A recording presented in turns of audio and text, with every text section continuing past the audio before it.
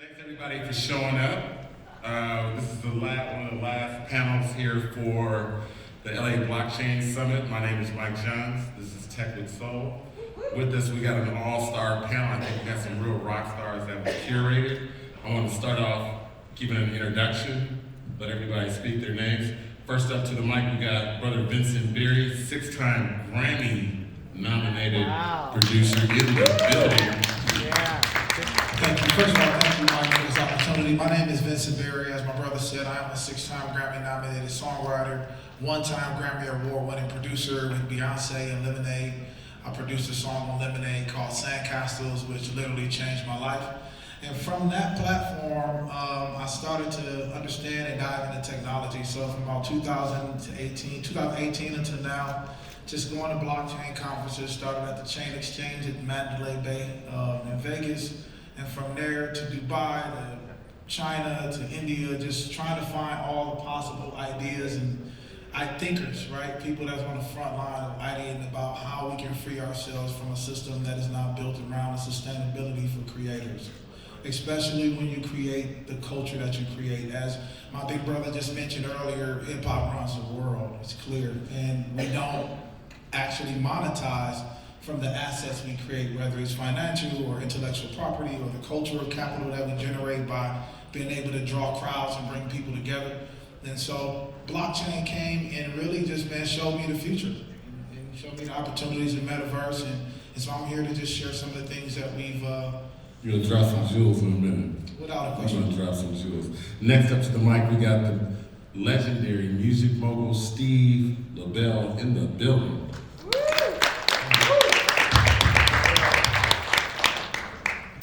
Check, check. How's everybody doing out there? Good. We woke up today, man, so we're blessed, so make some noise for that.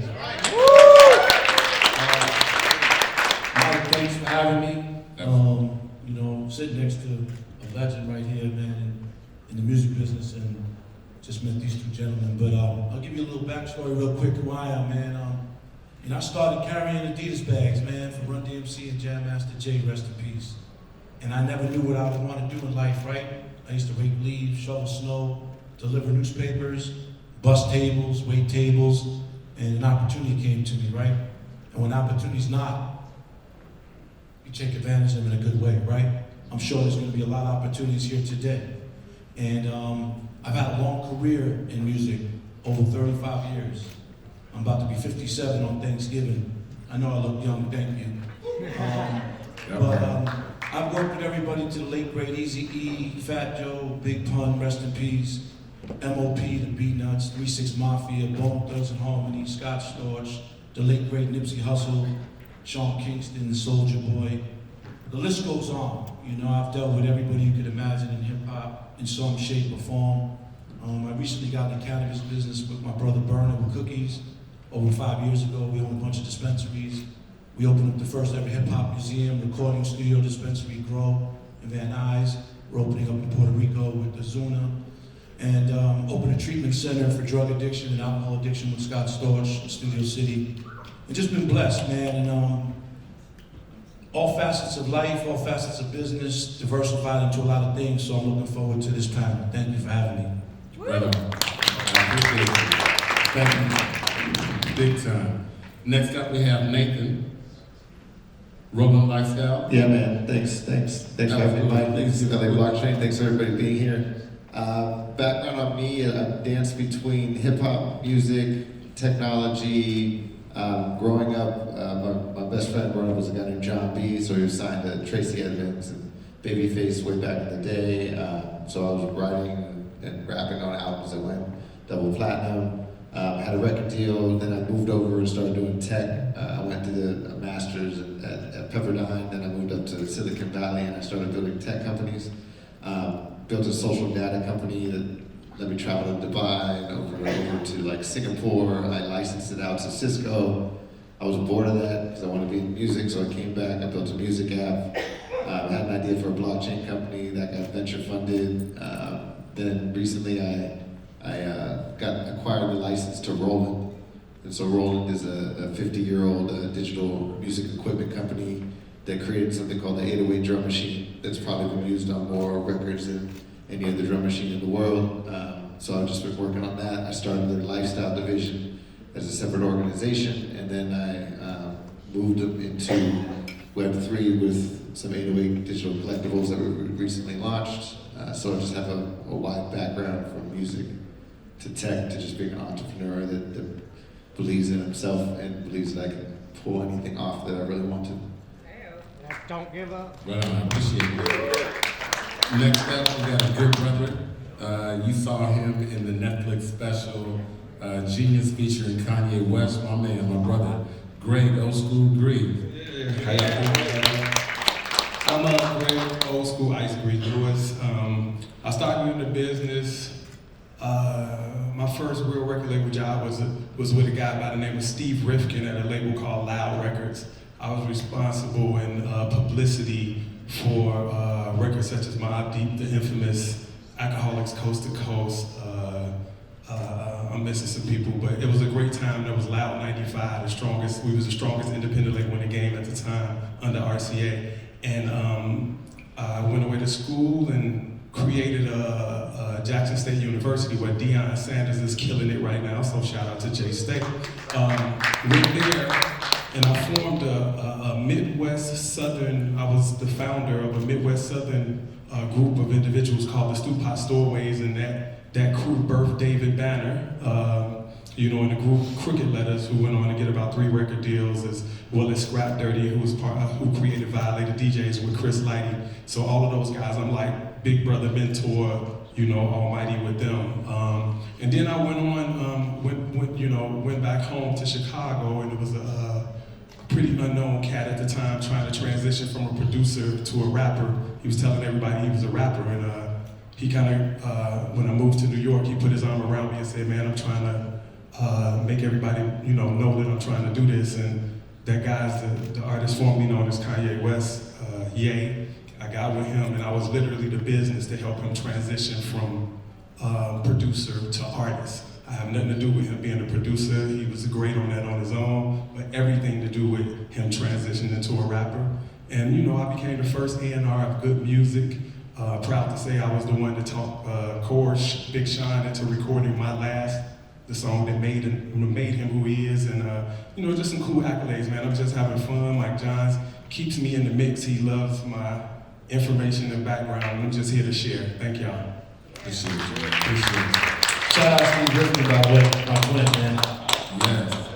Next up, we have Askia Underwood, expert digital strategist. What I love about this lady is she works for a company. She's the North America director for the Project Factory, headquartered out there in Australia, and representing for Tech with Soul. They don't really have too many of the ethnic people such as us over there, and she's representing in the U.S. So, Askia, tell me a little bit about who you is and what you do. I promise I'm never late. I promise I'm never late. You said something that moved me a little bit. My aunt died yesterday, and nobody in my family wanted to tell me till today because they didn't think I was speaking. And so I kind of forgot where I was for a second, but I'm here. Thank you for having me, and thank you for tolerating me being late. I promise I'm not gonna leave, I swear. My background is in strategy. I interned at Def Jam in the 90s. So the slit is a little high for my age group. However, I've worked on the business side of entertainment for a very long time, and I work in strategy, specifically consumer marketing strategy and getting consumers to watch, buy, listen. So the music industry is a place that I've played in undercover for a very long time. So I'm honored to be up here with these guys, and thank you for tolerating my late attendance. I thank you. Let's give her a round of applause, please. Yeah. So I'm gonna dive into it. Oh, we got a yes, freshly rented NFT. We got some vibe. We're gonna keep it popping here. Yes. We got a chaser, or we just doing straight vodka? You slurred that there. You're asking me? I'm okay, but somebody out there might like it. Yes. I hit my head 2 weeks ago. Cover that up, just to keep it Happened to live. all of the Yes. people willing to wear a high slit. That's real. I want to start off just, we get it popping here. I want to start off with the first question, the basic question, and we'll start this question with you, Vincent. Is the Metaverse and Web 3.0, in your opinion, 6-time Grammy nominated, all that good stuff, the future of hip hop and music? Without a question, for me, I believe is without a question the future, at least the foundation for the future. And let's think about what we're talking about: contracts that don't just include the ownership of the sound recordings or the publishing, but contracts that include the ownership of your name and your likeness. Imagine that, right? The foundation of your agreement, somebody owns your face and your name. In the metaverse, we have an opportunity now to take advantage of these rights that we just didn't have in the past. And some of our favorite artists, and it might give insight to why some of these artists are disgruntled and maybe speaking out loud, maybe a little louder than we're used to, and a little louder than that's acceptable to the former ecosystem. But I believe that the metaverse and blockchain Web3 give us an opportunity to build an industry adjacent model. The reality is these labels already have in perpetuity and throughout the universe in their agreements, which mean they will be around forever, right? So the goal is to build something that is outside of what they built. So you're not a threat to what they build. I'm not even touching what you built. We're talking about there are 91% of artists in the world, according to Goldman Sachs, that are undiscovered. Yeah, true. 1% of the artists dominate over 85% of the engagement on the social media all social media platforms. There's a huge opportunity, not even dealing with the labels or anything they got going on, utilizing technology, the people passionate about technology, the mind that creates the songs, that create the culture, and create value around those people and those ideas. And so yes, to your question, bro, I think this is the only thing we should be doing, the only thing we should be focused on. If you don't know it, learn it. Right, you're at the beginning of a frontier that has just begun, and you have an opportunity to be a part of the people that build the foundation. Why wouldn't you want to be a part of that? That part. Let's go. I love it. I want to further that question. Is the Metaverse, Web3, the future of hip hop and music?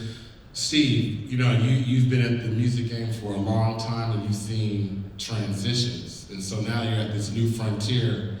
We're in the month of November 2022. The music game has changed. What do you think? I mean, life changes, right? You have to evolve. You have to, be innovative, creative, and learn how to change with the time. I come in the game through the 80s, like 83, 84, when Sucker MCs comes out from Run DMC. And, we come from, 8-track. We come from cassettes. We come from vinyl. We come from ringtones. We come from iTunes. We come from CDs. So now we're in streaming.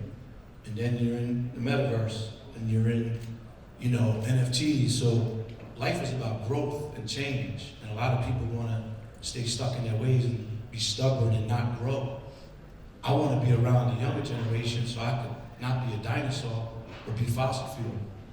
And continue to stay relevant, right? So I keep young bucks around me, right, and teaching me all this new stuff. And sometimes I'm like, what are you talking about? And then you meet influencers, or you meet YouTubers, or you meet people who got like 50 million followers on social media, and you're like, what the fuck is this? What's your resume? What's your stripes, right? We come from really grinding, man. You talk about Steve Rifkin, that's street teams, So, but it's about evolving and learning and educating, and that's what keeps me going and inspired. So I'm learning all about everything, man. And I'm going to change the game in cannabis as far as NFTs in the metaverse, and we'll talk about that later on. But I'm blessed, man, to not be stubborn and stuck in my ways. Thank you very much. Nathan, what is your thought? Yes, let's give him a round of applause. Nathan, you're with a brand, Lobel Lifestyle. You have a very interesting story, but I'd like to hear, and that's classic to hip hop, but with that in mind, what do you see as the future of hip hop being the metaverse, Web3? I mean, I think hip hop's always adopted, like Steve was saying, they always adopted new technologies, and they're the ones that are like pushing the boundaries. The whole thing is a boundary push. In the 80s, it wasn't even there. Now it's this huge multi-billion dollar, organization in a sense, or market. My position is interesting with bringing a brand like Roland into the metaverse and just having the license. I don't work at Roland. I got the license and I started a separate company. and they allow me to do that, so it's an honor. I honor the brand. But bringing that brand, if we can move that brand into the metaverse, I believe the way that they're going to be able to impact it is going to be huge. And hip hop was built with tools that rolled into creating, like the 808 drum machine. That drum machine has been around for 40 plus years, and it's still impacting culture from Planet Rock to sexual healing to I Want to Dance with Somebody to Kanye West, 808 and Heartbreaks to 808 Mafia. It's one of the through lines in hip hop as far as tools that have been used. But if we could move it into the metaverse, I can't imagine where it will go or what's going to be next for it. But I think it's all of the pieces, and I think there's a lot of different ways for hip hop to continue, whether it's a virtual influencer, there's these virtual rappers popping up. That's really interesting to me. I rather, instead of turning away from it, I rather say, okay, there's something interesting here. Where is that going to go? And just to be in the space and be able to bring tools into it is interesting to me. Bridge that gap. Appreciate that. Gray, I'd love to hear from you. You cover a couple of verticals from an artist to A&R. Yeah. Get that. So Yeah. do you see the metaverse as the future of hip hop? Yeah, I definitely see substantial and significant use for the metaverse. And one of the things I always like to lean on, coming from I didn't mention it in my introduction, but I started off as an artist. So I was in a group called Abstract Mind State, legendary group that to a lot of Greg, do we want to let them know? But anyway. Do we want to let them know? Do we who? The company name Protect with Soul. Oh, right. We okay. I was inspired by his brother. Yes. Through his name. Funny story. Yeah, Yes. Mike John's Digital Mind State is the name. And when we first met, how many years ago was that now, Mike? It was I don't know, 15 to 20 years ago. That part. Yeah. And he thought my group Abstract Mind State name was so dope. He called and said, "Hey man, do you mind if I use Mind State?" But I want, because he was in the tech world then. He said, "I want to use it as Digital Mind State. Can I do that?" And I said, "Of course you can." So you guys got Tech with Soul now because of Digital Mind State bouncing off Askia Mind and Steve and Vincent are like, is that how it came about? Is that how this shit came about? Big up, Greg, big up. Yeah, you too. One of the things that excite me about the metaverse is the unlimited potential for audience to reach audience, audience engagement. Mm-hmm. Unlimited, we just came out the pandemic, so look at D-Nice, who created what he created, in that moment. So I'm just saying, I've seen the shows get smaller. The venues we have to do, at one time, just when we started off in what we call the children's circuit or whatever, you had to do 10 venues to equal one. Now we have to, because you only can get a few hundred in a room before this COVID thing became a problem. I mean, we're starting to loosen up now, but with the metaverse, it's unlimited. Who can rock a show with 6 million people?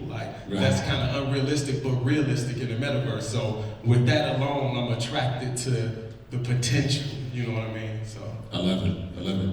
And then Askia, as a strategist, just kind of sitting back, looking at the music industry, technology, consulting with artists, what would you say? Do you see hip hop? You're already ready. Watch your answer. Do you see the future of hip hop in the metaverse? Labels are my client. Okay. Watch her. So, I will say off the record in a room full of people that there are immersive stages being built where virtual artists are being designed with AI, and these spaces will already exist. Record labels are going to start phasing out living person artists. Sorry. Get to a live show while you can, right? Because the goal is to now duplicate revenue at scale. Can't duplicate Whitney Houston. Can't duplicate Michael Jackson. And also on the side of mitigating risk, right? Can you imagine if Kanye West was a virtual artist right now?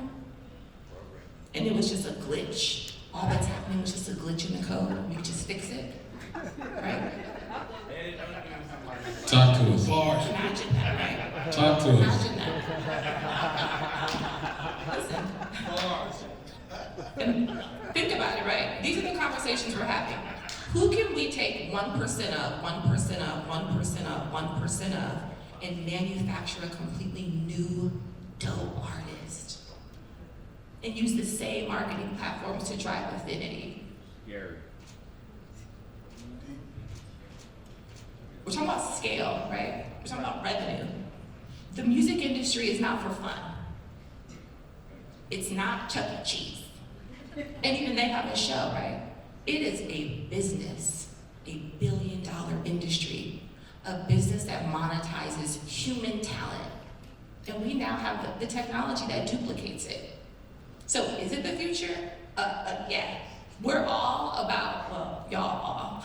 Those of you that aren't in tech and aren't in the rooms having these conversations, not looking at ways to duplicate your likeness if you're an artist, or even create a completely AI-centric label, you are 2 years behind. Sorry. I love it. Good. Thank you. Mic drop. So I want to juggle some questions I had in order, but just hearing that, I kind of want to now open it up. Nathan, how do rappers, brands, content creators make money in the metaverse? And I direct this question to you because you're a Web3 entrepreneur. You've done a brokered deal with this classic brand called Roland to be able to take Roland Lifestyle into a Web3 play. So please share with us, how do you get in this space and then ultimately to make money? Well, there's a couple of things. I think with the artists, if they're independent, I think it's a good opportunity because it's really about creating a small audience that loves you. You have a couple of thousand people that follow you that are willing to buy your NFTs. So build a community. You build a community and you can make a living off that. I mean, that's the way independent artists have always been able to succeed. I think for the brands, what does the community look like in the metaverse? it's, you're on Twitter, you have a Discord, and the community is tied together by your products, your NFTs or your music. It's a way to distribute them to the people. I think for like the major brand, with my experience, they're kind of worried about moving into this space for many different reasons that are bigger than probably my understanding when you're a 50-year-old company. But it's for them, it doesn't matter right now because they're concerned with hardware and software sales. And so I think it's when I'm pushing them and putting them into the space, it's more about them to experiment. Is this going to be successful? What are we going to do here? They're probably looking at me like I'm R&D, and so like I'm at the Decentraland festival and there's a bunch of wearables that are going to go out. I can gift those wearables. I'm not even selling them, just to spread the news that Roland's around, or have people wearing these Roland, jackets like this in Decentraland. It's cool. It builds awareness for Roland Lifestyle that sells products in the real world. I'm not in that space so much to try to make a lot of money in it. Mm-hmm. It's more just like the innovation of it, and I'll figure something out, right? Because I got to be careful when I'm representing another brand. I can't go be money grabbish. I also think that for that brand, it's for them again. It's like, how do we honor what they're trying to accomplish? And for them, it's. I don't think we're there to where we have a clear understanding of how they're going to play in the space. Okay. Right now, it's cool. Let Nathan be an experiment, see what he comes up with. So you're kind of like their go-to guy in terms of this Web3 experience. And yeah, they never really asked me to figuring it out. Yeah, they never asked me to do any of what I'm doing. Like they didn't say, "Hey, we want to do a lifestyle brand. We'll give you this opportunity." They called and said, "Hey, we have an idea for 808 Day.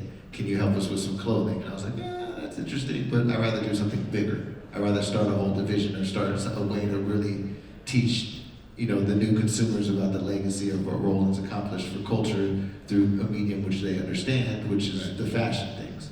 When it comes to the digital space, the Web3 space, I was already doing these like 3D models of clothing and 3D models of other machines, and so I was like, this is a natural transition. Let's just do it and do it because it's innovative. And gotcha. you know what I'm saying? Gotcha. Does that make sense? So it's yeah, big time. from that perspective, I've always had to look back and go, okay, this is a huge Web 2 company. They're allowing me to kind of start moving into the space. At any moment, they might say stop. And I have to just stop, right? And which is not always the best position to be in, but that's the position I'm in with this one project I'm working on. I'm okay with that. But because I still have a lot of fun, and they also respect what I'm doing, they allow me to do a lot of really great things beyond just this Web3 stuff. So I don't know if I answered your question, but No, that's a lot of information there, because again, you got to think about these big companies. Do they care? Is it going to impact their bottom line right now? And that's, when we're talking about music companies, it might be a little different. But when we're talking about an instrument manufacturing company that makes hardware and software, unless I'm doing product demos in the Metaverse that can help them, and they can actually link that to revenues of a new keyboard they have coming out, they're kind of like, we're not sure we care about this yet. Let me keep that one going. Steve, I want to direct this one to you. Hip hop has always seemed to be home to innovation. They've always been early adapters to, it seems like technology, from the two-way pagers to VR glasses. Why is that? What makes the culture of hip hop separate, or it's so distinctive from EDM and country and Western music as a driver, right? Tech is only as good as the people that use it, and hip hop seems to be at the forefront. First of all, everybody don't know Roland is. They should Google Roland, right?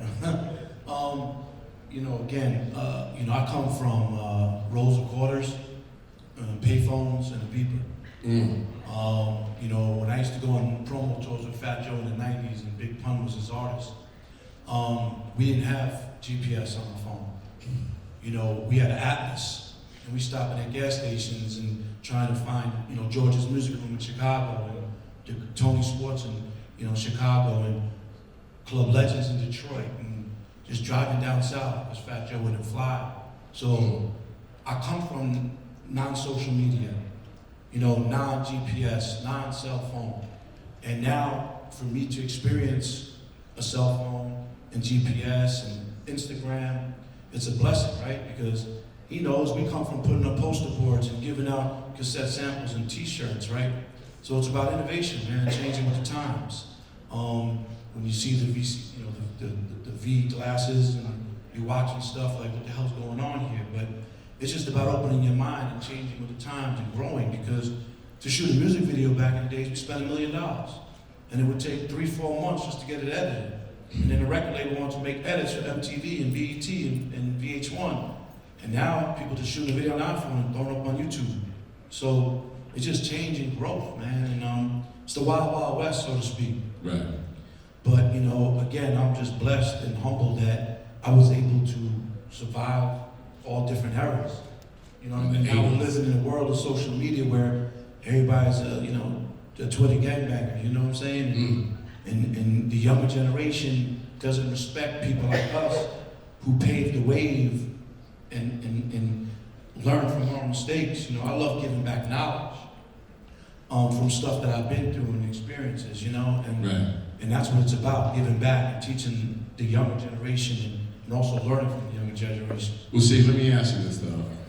Looking at hip hop versus other genres, why is there this connection between hip hop and technology? It's a great question. Again, look, man, hip hop is the biggest genre of music globally. It's a multi-billion-dollar business.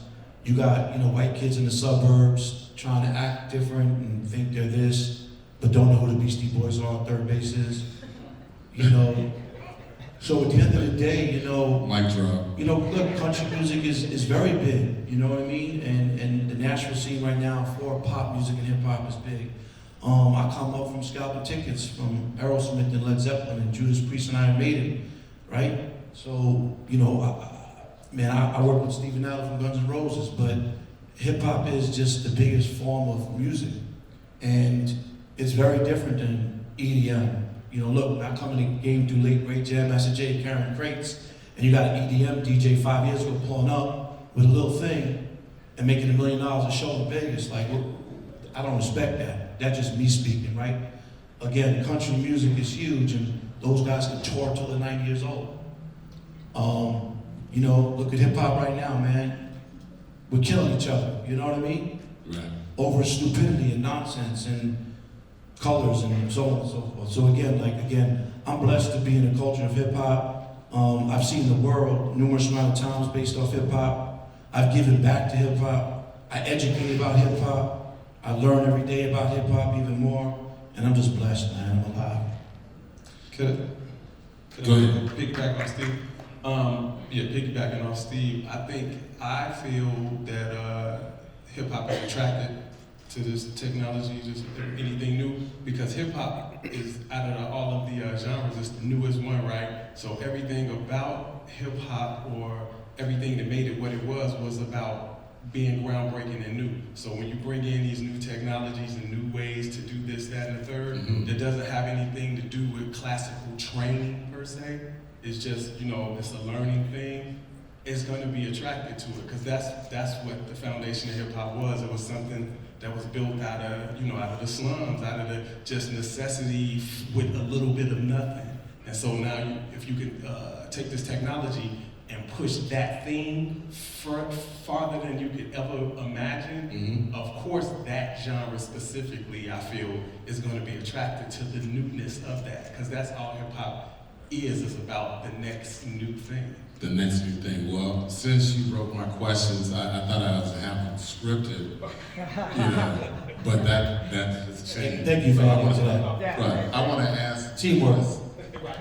Greg, as you say that, and initially, Askia, I wanted to have her chime in on this, but I look at artists now, and right now, we have Post Malone. He'll be here in LA in a couple days, actually, and he's on tour. And one of the things that he's put out is the fact that he wants to go virtual. He's putting out a virtual tour. And so I'd love for you, Greg, and then Askia and everyone else to chime in. One of the things that he made clear was the fact that there was this need.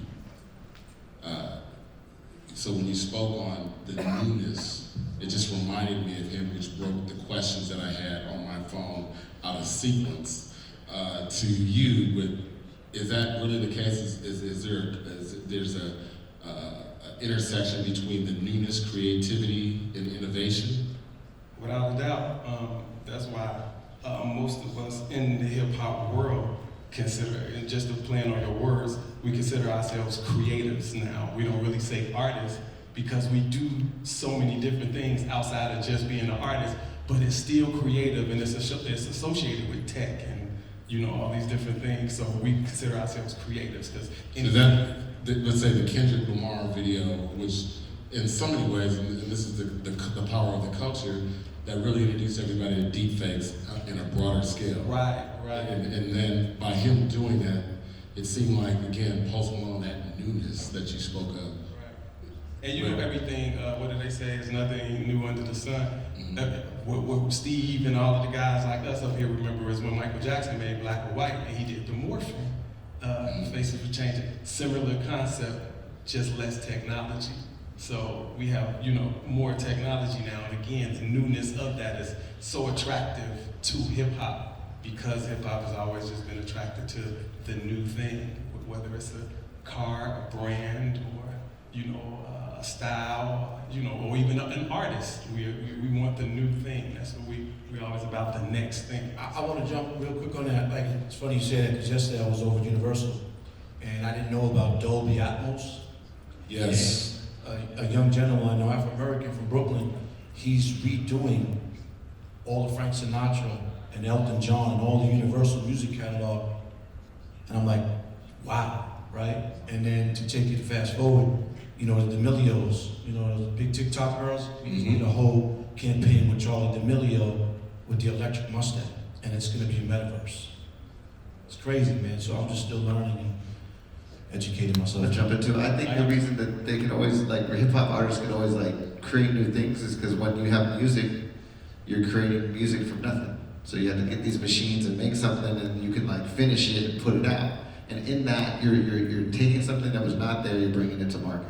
Just like you do a company. You're like, here's an idea, I'm gonna spin it up, I'm gonna take it to market. Here's an app, I'm gonna spin it up, I'm gonna take it to market. I love it. I want to, again, approach the same question to you two, but... Can I go back to your previous question about hip hop?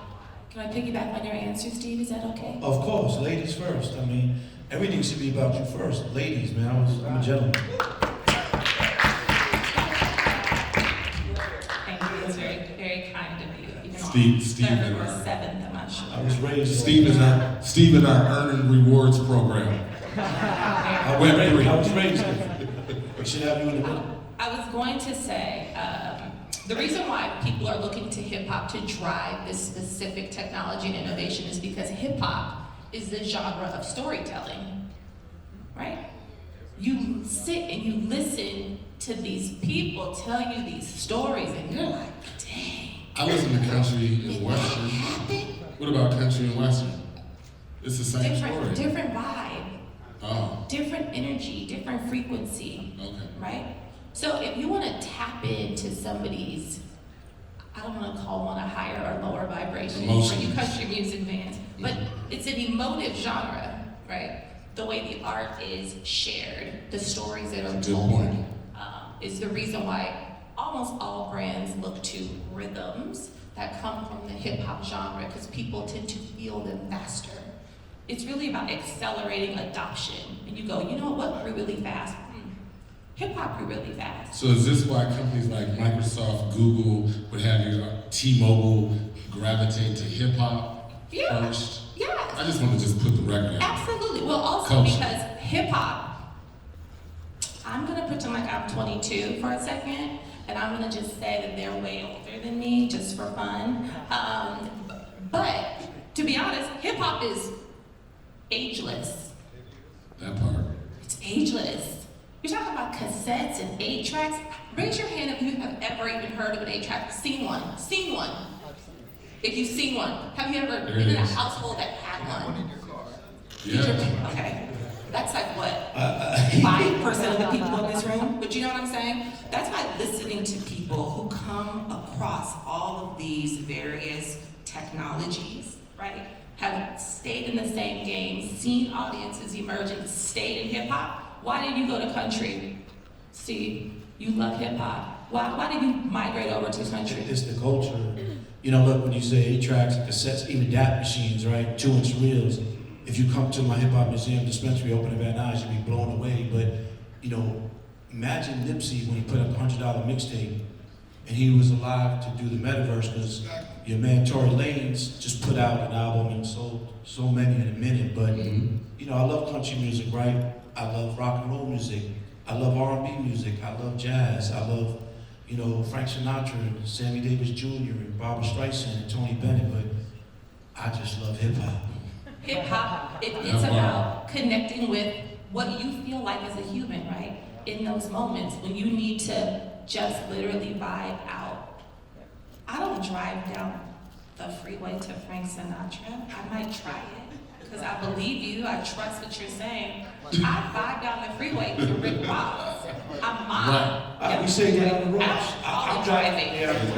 I mob down the freeway to Rick Ross. I just want people who are younger generation to learn about hip hop from people like ourselves and other people, because they're making hip hop look bad these days, and we lived and breathed and shitted, excuse my French. Like, you know, we've traveled the world and seen it a different way. So, you know, give it up to hip hop.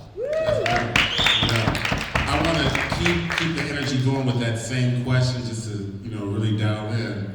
Vincent, you know, again, your accolades and things that you've done in the music side, and then, you know, what really separates you from other artists. I'd like to consider you, I am going to consider you a smart artist. And as a smart artist, this is a brother that knows my time is not just limited in the studio recording music, but I'm also having a social side. I'm also having a purpose side. And this brother is very much engaged in technology to the point that he can talk tech to anybody in here. So I'm kind of curious, in this day and age of where we're at, why is now the most critical time for artists to get involved with Web3 versus the era of the Beach Boys versus the eras of, Run DMC, you know, the contracts? That's a great question. Thank you again. So, you know, this is really important. So in 21, it is reported that the music industry has reported one of its most profitable years in a long time. How much money did it make, though? everybody, your favorite artist to the new artist you never heard of, $26 billion as an industry. And that's dope. But Goldman Sachs reports that over the next 7 years, by 2030, the music industry will make $131 billion. So perhaps this may be the incentive behind Hypnosis and Raven and all these different companies deciding to buy up all the publishing because they understand something is coming that we're not actually paying attention to. So what we have is an opportunity, Mike, for the first time to be a part of the foundation of the future of monetization.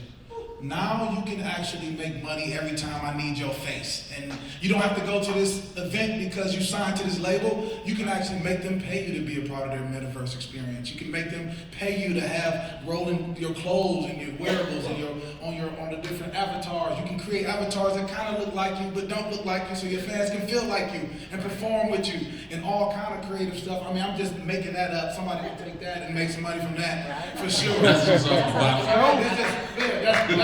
the Doge fight. Yeah. You know what I'm saying? But my point is you have an opportunity to be a part of every single place where you hold assets. And currently in this business, we just don't have that opportunity. You share a little bit, right? Can't the labels just go ahead and put that in their contracts? They're already doing that with people. So again, I said they have contracts in perpetuity and throughout the universe. And to my sister's point, they're already doing it. So if you go back and look at it, Universal has already created avatars for everybody that's on their label. Is there anybody in here who's signed to a major label that's willing to raise their hand? Is there anybody in here who manages an artist signed to a major label? Yeah. Who?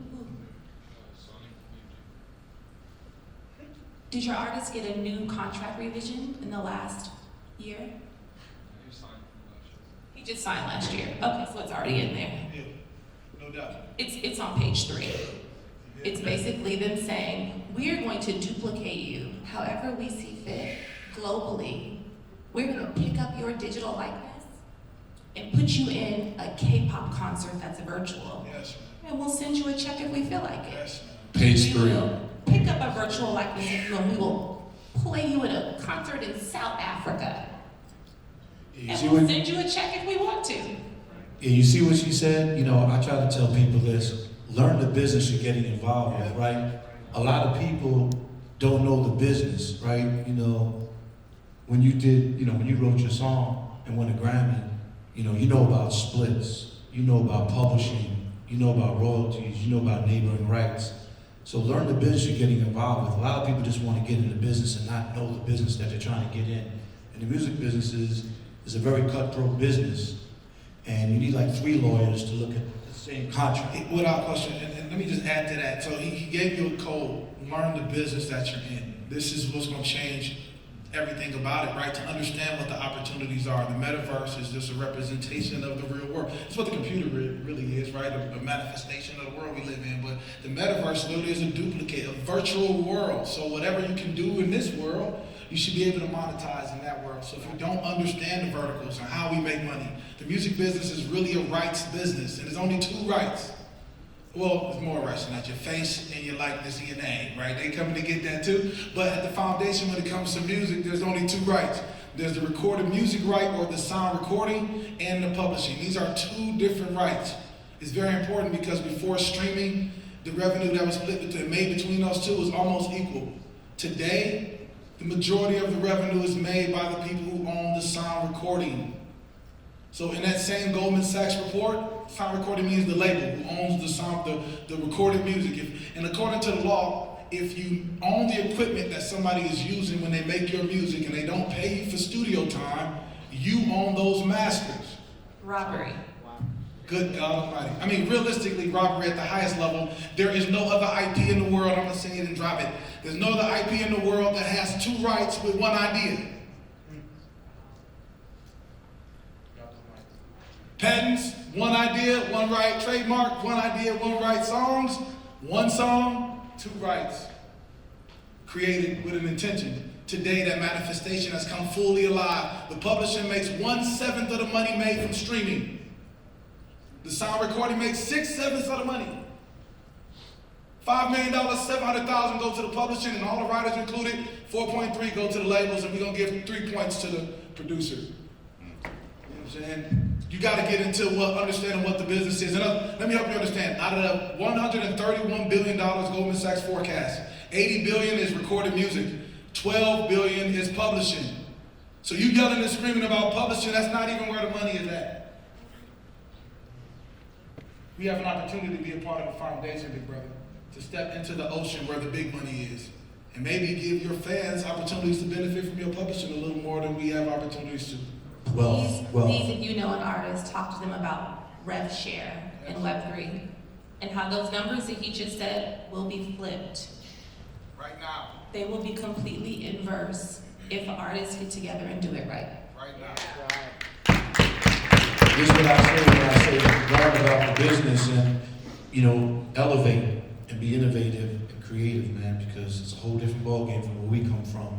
I'm still educating myself. Thank you for that. For the gems right there, sir. Right on.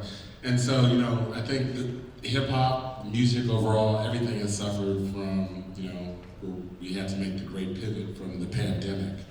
And, this has really kicked off virtual concerts. And so I want to get back to that one question. As we look at the Metaverse, the evaluation of the Metaverse, let alone how many users are actually using the Metaverse, it's kind of like a flip. I think we have, Vincent, you've been really good with your data, right? So we know that, there's an evaluation, but how many actual users are on Sandbox, that's a different story. But what I find interesting when we talk about is the future of hip hop in the Metaverse is the fact that we have the Lil Nas X, we have the Travis Scotts, we've seen their numbers. Then most recently, we look at Megan Thee Stallion and Hottyverse. Yes. What do we say to that? Is this the place? Yeah, without a question. I mean, anywhere where you need people. And is hip hop the driver? I think our sister gave us the key. When you talk about mass adoption, quick adoption, hip hop is where the people are, right? So without a question, it's a mass adopter. But Big Brother gave us an insight. He talked about it. You have an opportunity to scale your experiences without the limitation of people being limited to a location, right? So you talk about Lil Nas X, that's 33 million people in 4 days. No venue can. No, come on. No venue. Nowhere in the world, baby. I'm talking about the biggest big house in Michigan. U of M, that's about 120,000 people, and you're gonna have to be there for a couple weeks to even compare. 33 million people in 4 days. Ariana Grande with the Riff concert. 23 million, 20-something million people in one concert. Right? So a person has the ability to tour the world in a day. That doesn't exist anywhere else, right? And in addition, when I talked about that 131 billion from Goldman Sachs, 40 billion of that is live performances. So live performances will continue to grow. That's double the money the whole music industry made this year. Live performances will double in 7 years, right? Why? It's clearly because of the opportunities to scale those experiences without being limited by physical location. So it's definitely an opportunity. And let me chime in, and Steve, I welcome your insight on this, and we'll end off with the Askia. But when I look at the state of affairs, the Metaverse, Web3, and then we look at how we're living, how does mass murder, how does COVID impact me even wanting to go to a concert, right? And I just came back from Atlanta where that was a real issue, gun control. Do I want to be in this situation where I put myself in danger? We've seen what's going on with the movie industry. I think how long it will be at the movies before it goes straight to home. What do you see as the future there as it relates to music and its correlation with Metaverse? Look, when COVID came, everybody was stuck inside, right? Everything was shut down though. I told every artist I work with, get on your knees and pray for those independent promoters to still be in business when times come back, because mostly 95% of the older artists, they live off touring. And they couldn't tour, they couldn't do nothing. And if they didn't diversify their money and get into other businesses, they were really 6 months behind on their bills. So when the shows opened up again, they went out there and just went crazy because they had to pay back all the money that they didn't make. You know what I mean? COVID really showed like live performances, everything. But it also opened up the doors for the Metaverse and everything else, right?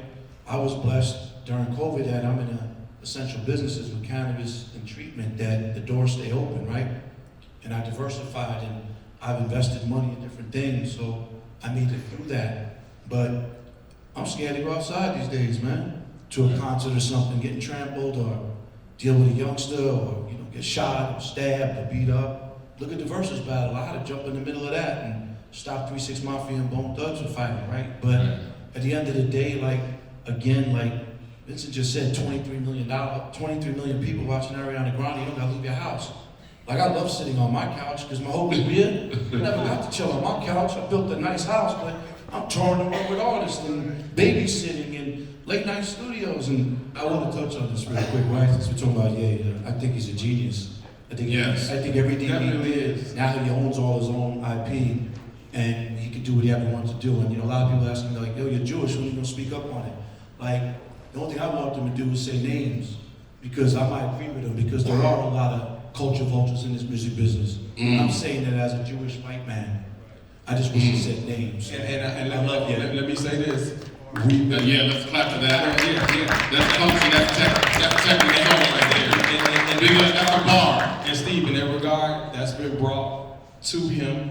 And in the beginning, in his anger, he was a little stubborn with it. We've been dealing with this. I was on the phone with him yesterday, and it's just like, that's he's starting to get to that point, because it is a thing where I agree, even being his brother, man, say who it is, or, so we can stop just making it a big broad thing, because it's not as broad as it sounds. But in anger, sometimes we just, it's kind of like us as black people. Let's keep it 100. Like a black person rob a white woman, and then I walk in the elevator with her, she's clutching her purse. And I'm like, yo, I'm, the good guy from a bad block. I would never take your purse, but she's only going off of, you know what I'm saying? So, but you know what, I agree with you, that's stereotyping. And people always say to me, why I think I'm black, or why I think I'm hip hop. And I grew up with blacks, white, Jewish, Spanish, and this ain't the platform, but it is the platform because I'll speak on it. But again, me being a Jewish person in the music industry, 35 years, I want them to say names because there is culture vultures, right? And there is some Uncle Toms. And to be honest with you, there's a lot of black killing, and I'm glad that Jay Prince got up today and spoke about that as well. Because you should not go in an elevator and get stereotyped because you're Afro American, because that old lady got robbed from an Afro American, right? I go speaking at juvenile halls and jails, and I'm like, what are you doing here? And they said, oh, burglary, rob someone's house. Okay, let me ask you a question. What happens if someone went in your mother's house and robbed your mother? Would you like that? And they're like, damn, I never thought about that. So you just went in my house and robbed my mother or my grandmother. So it's a way you approach it, you know what I mean? So I know we're on a Metaverse thing, but no, that's the culture. We're gonna take it to the Metaverse. culture. And one of the cool things, Mike, Steve, everybody, that I always said, as long as I've been in hip hop, because I've been doing it about 30 years, and one of the things that's beautiful about hip hop, and I'll just say this, is hip hop it is and always been for me, and I'm sure you all can attest to this too, it was always the place where color didn't matter. Hip hop it was a vibe. That's what it was a frequency, it was a vibration, right? It was never about color in hip hop. That's why I have so much respect for a guy like Steve, because I know you, I know who you are and what you've done. That's the way I can. My name is Olskool Ice-Gre because I added that to my name. Ice-Gre had been my name since grammar school. I started rapping in '83, right? I added old school to it out of a term of endearment to show respect for the people who did it before me. Because at one point in time, artists, remember back in the 90s, old school was like a diss. So I put it on my name at like 17 years old to proudly wear it, to say, I respect what y'all did before me. That's so, big. So I just, I gotta go to that. Give it up to you. It ain't about the race, religion, none of that, right? Only God could judge. But I will say this as a white Jewish man sitting on a panel with my brothers and sisters, right? Because we all are one. But when I've been around... That's Tech with Soul. I've been around some Caucasian people, and they'll tell their children, hey, stay away from the black people in school, but you're the first ones buying the first 2 rows at the Lakers and Knicks game, right? To see the black guys run up and down the court. So I get deeper and deeper with it because I just hate ignorance, and ignorance comes with all color, creed, race, religion. You know what I mean? And me growing up in Queens, New York, My mother, rest in peace, let everybody through that door. And she gave everybody money and pizza. And it's a different thing, man. There's no divide here. We're all one, and only God could judge, man. So I just want to salute everybody because we really in hip-hop. And we really make change, and we really give back, and we ain't vultures, and we just don't take. I'm a giver, not a taker, man. So when I get a platform, I'm gonna speak about it, man. So God bless you all, man. We're running out. Give me some of that vodka. This last thing for everybody that's on the panel. Askia, where can they find you on social media if they want to further ask questions, all that good stuff? LinkedIn. Under, Askia Underwood. You spell it Askia. and then Brother Greg? At Olskool, Olskool, Ice-Gre, Icegre. It's an underscore on Twitter, but the rest is just straight out Olskool Ice-Gre. There it is. Nathan. Mine's Nate Shines, so Nateshines on all the platforms. And shout out John B. You know, I just want to say this, right? I mean, you know, when you try to stay relevant and you meet the younger generation, they're like, yo, you know, check out my, TikTok. I got, 100 million followers, or Instagram 20 million followers. I'm like, well, what's your resume and what's your stripes, right? And they don't know how to answer that. But everybody up here got resume and stripes, so just Google me. But my Instagram is We Working, and I'm just blessed that I'm here and healthy and alive. And I pray for all you guys to get home safe, and God bless you. Love that. Vince? My name is Vincent Berry, the number 2 on every platform, at Vincent Berry, the number 2, and I would love to talk to everybody. Thank you so much. Mike Johnson, Tech with Soul, thank you guys so much for being here. We appreciate you.